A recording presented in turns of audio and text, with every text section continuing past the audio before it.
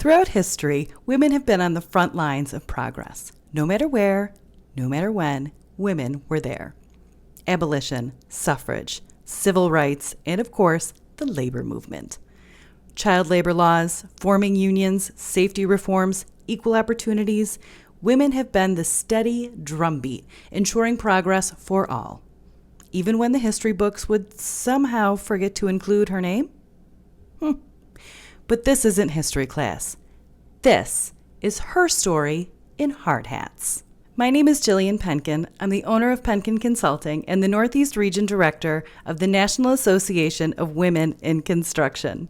We're celebrating Women's History Month and Women in Construction Week by celebrating the HERstory of those pioneering path pavers that made it possible for us to be here today doing the work we mostly love. Come on, nobody loves checking email. Some names may sound familiar, but I hope to introduce you to stories that you haven't heard before or perspectives that you haven't considered. Because history isn't just about memorization, it's about the lessons that we take away. I use history as a tool for better decision making, stronger teams, and clearing paths for the road ahead. We can't know where we're going if we don't know where we've been. It can be hard to imagine what life was like 200 years ago. But just like us, no two experiences were the same. Some of these women were former slaves. Others were born into privilege. But there's a through line, a common thread: resilience, fortitude, bravery, inspiration. If we look closely, we might just see glimpses of ourselves in them. In early America, we have women fighting for freedom from varying viewpoints. We have women fighting for the freedom to work, and we have women fighting for freedom, period. In order to properly lay the groundwork for women in construction that we look to for inspiration, I thought it best to lay out the generations of progress that got us from cradle to today. Looking at our first 100 years or so, the fight to be free from total subjugation would be the goal of most of the nation. But how do you achieve freedom without a seat at the table? Organizing, agitating, and educating, as Susan B. Anthony would say. I want to start by quickly highlighting the abolitionist movement, where enslaved Black Americans and abolitionists fought for freedom and to the end of slavery. This was granted under the 13th Amendment, which was sparked by the Emancipation Proclamation in 1863. Some key women to note here would be Harriet Tubman, of course, and Sojourner Truth.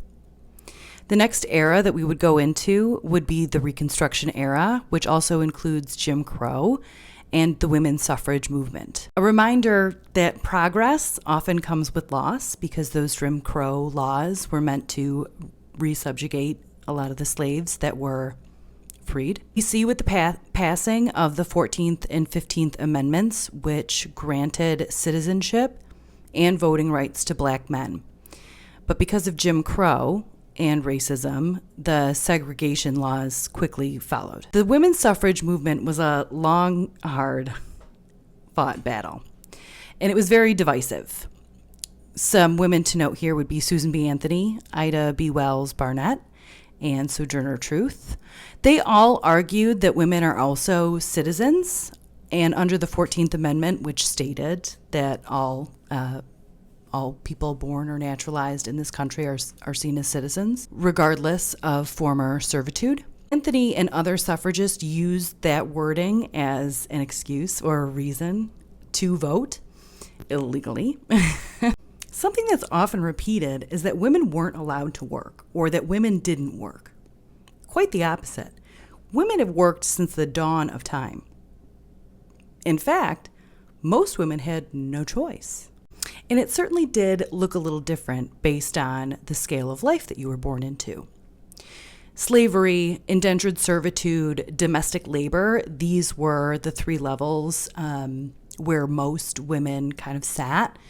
And then as decades progressed, seamstresses and factory work housed more and more women. Also, cultural changes, politics, society, this greatly impacted where women would be placed in work life. After 1920, with the passing of the 19th Amendment, which gave white women the right to vote, There were so many changes that could come because now women would have a voice, a seat at the table. So many labor rights started to come our way. But remember, Jim Crow is still in place. So hold that thought. Unfortunately, it isn't long after women win the right to vote and they're enfranchised in this country that World War II starts. I suppose the silver lining for this, maybe, is that it opens up new industries for women to begin working in. Construction, shipbuilding, welding, as men go off to war. But all women were not quickly convinced to join these workforces. Women hadn't been at the table long. It wasn't very safe, and they weren't going to get paid much. There was also heavy discrimination for Black and Latina workers. But the numbers did skyrocket. In fact, it was about 70% married women, 90% unmarried women in those respective fields during World War II. Post-World War II, however, it went from 70 and 90% to 30 and 40% respectively. Not all by choice, many were forced out. Not very fair if you ask them. Between the segregation, Jim Crow laws, voter suppression, and employee discrimination, in comes the civil rights movement.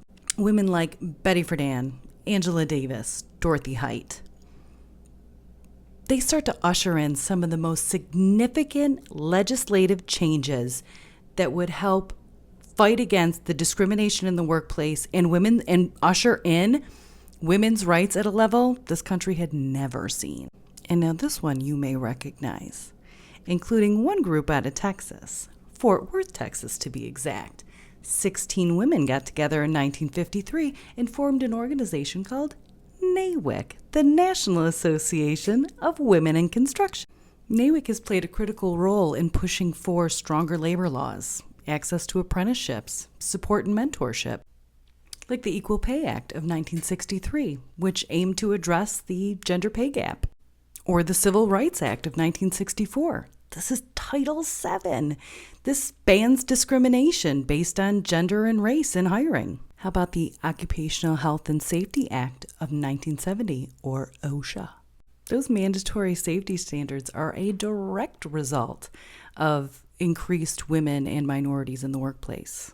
Those inclusive voices, yeah, that's us, baby. Now, you've probably heard of Title IX as a part of like girls' sports. So like this is how we have girls' basketball teams, for example.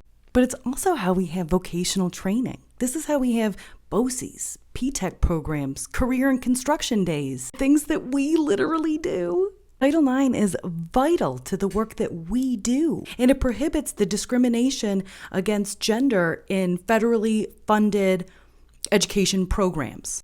The work hasn't stopped. It's continued right through to today. I hope hearing some of this today makes you realize how important you are just by being a woman in construction, how impactful you are just by taking up the space that you take up. As Maya Angelou said, each time a woman stands up for herself, without knowing it possibly, without saying it, she stands up for all women. Happy Women in Construction Week.